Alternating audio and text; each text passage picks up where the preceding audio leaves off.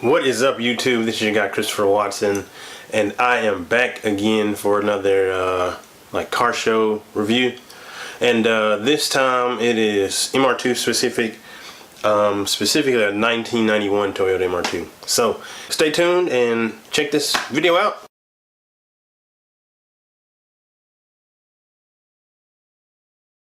The reason I am reviewing this Wheeler Dealers is because of the car that they're restoring.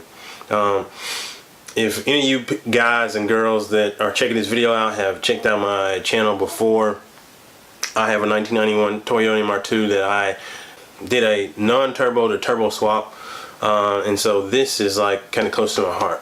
Now this is gonna be a little different. I know people might not like it, but I'm gonna have my phone because I have notes. I didn't have to actually like memorize this one, but anyway, Mike and Ant find this 1991 Toyota MR2 Turbo.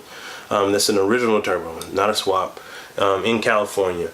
The car's listed for $8,000, and of course, you know Mike, he's not going to take it, buy it at $8,000. But anyway, they start off test driving this car, taking a look at it, and straight off the bat you can tell the car looks good, but it has some, you know, paint issues. The engine looks like it's in decent condition, but once Mike looks under the hood, you can tell that the turbo has some oil leaks, and there's some coolant leaks as well, which we'll get into that later. So anyway, Mike test drives and actually dealed the guy down to $7,000, which for a turbo car in California is probably a good price. Like I said, now I'm going to kind of go through the things that they end up fixing in Wheeler Dealers. So, like I said, the turbo had an oil leak, so Mike actually took the turbo to CT. Yeah, that should be right. And they actually rebuilt the CT26. They're using the stock CT26 from this MR2, so they rebuilt it, cleaned it up, and just it looks like a brand new turbo. Coolant leak, which for those of you guys who are MR2 fans and MR2 owners, they had to fix the hose from hell. And there's actually two hoses that are like a pain in the you-know-what to fix, and that's the hose from hell and then the hose from hell on earth. Both are coolant lines. Anyway, they fix it. Now, how they fix these two issues is Ant had to take the engine out of the car. Because you can probably try to fix those two things while the engine's in the car, but it's much easier to access those problem child parts. So like I said, they dropped the engine and replaced the things.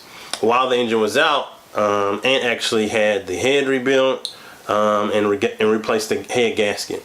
And for some people, the MR2 may be synonymous with head gasket blown, but that's because people don't take care of the engines.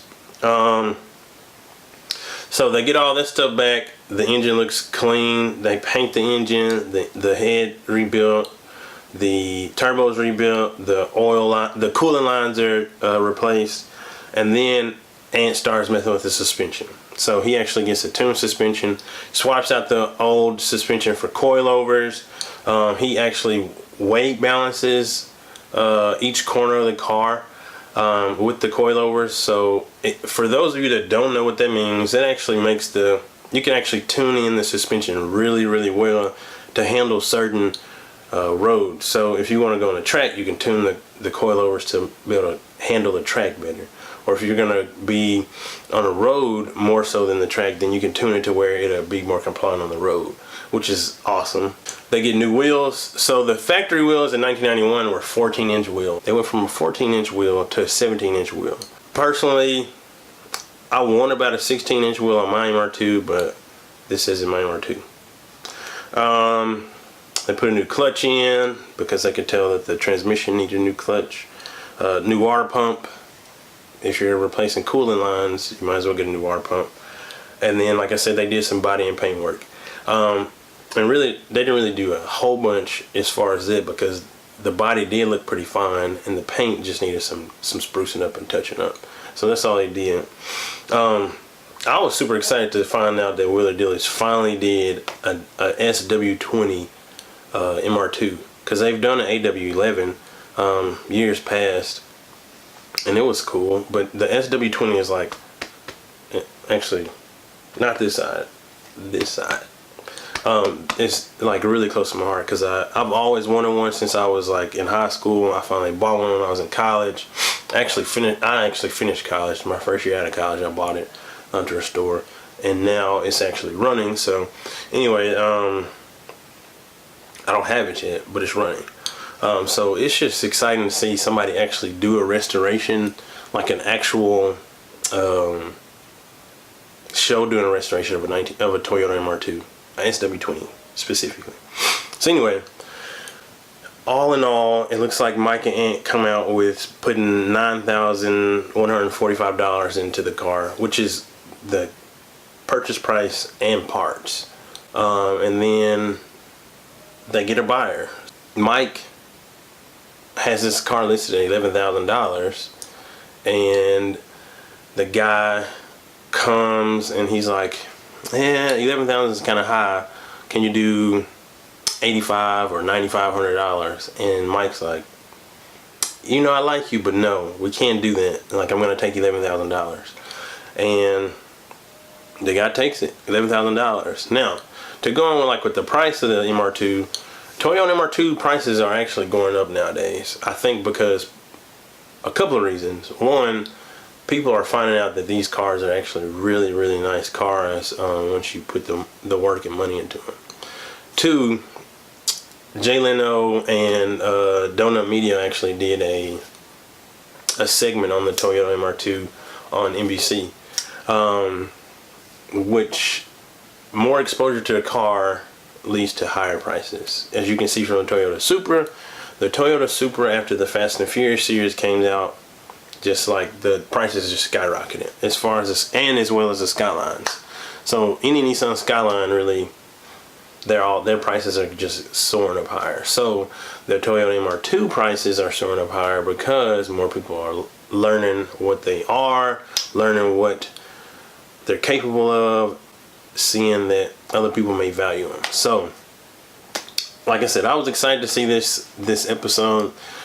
I'll have a link to the episode in the description down below. And what do you guys think? Are y'all excited that the Toyota MR2 is actually getting some exposure as far as TV goes, or TV shows or cable, you know what I mean, like car shows on TV? Are you excited that we're getting exposure finally, or are you like, keep it under wraps so it don't go high, so we can keep the collectability fine? Anyway, drop a line down below. And do y'all guys watch Wheeler Dealers? I actually watch Wheeler Dealers. I hadn't been watching here recently because I watch other shows, or I just don't have time to watch TV like I want to, because I just got a lot of business stuff going on. But anyway, thank you guys for checking this video out. I will have more to come in the future of different series or different builds, I don't know. Make sure to subscribe to the channel and hit a like if you like this video, and we'll catch you on the next video. Peace.